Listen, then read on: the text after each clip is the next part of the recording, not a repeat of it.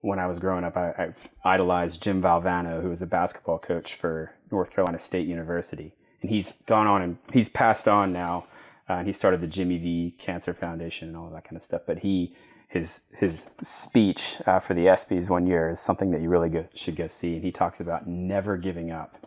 And that's something that I've really held on to, that even if you fail, and I actually have a journal, because I actually journal too, but I have this journal entry where I made a bullet list of all the things that I tried that didn't work out. So number 2? Number 2 is definitely partner well. Partner. Who matters? Well. Oh, who is everything. What I mean by that is actually do your due diligence to know who it is that you're working with. You need to know that you can trust them to some degree. And you can't know everything about everyone. That's the challenge. But if you're pursuing a dream, don't be so bright-eyed and bushy-tailed about your dream that you fail to go with your gut instinct and fail to actually do due diligence about the people you're working with. Find other friends that they've worked with in the past. Ask them hard questions. Okay, number 3.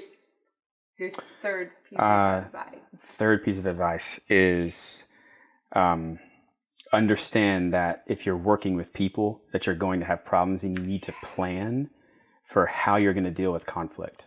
As you would probably echo, it's a journey, it's a marathon, it's not a sprint.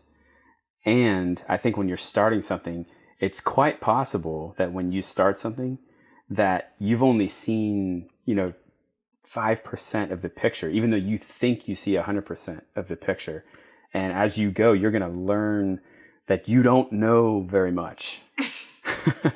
And don't be intimidated by that. So another quote by Bono that I really love, he actually says, the more you see, the less you know, and the less you find out as you go. I knew much more then than I do now.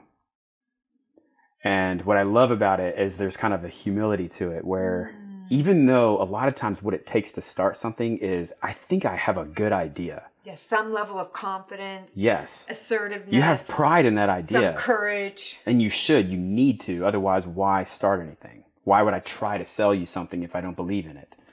But at the same time, you've got to be flexible. We've got to learn to be flexible and then know when to say no.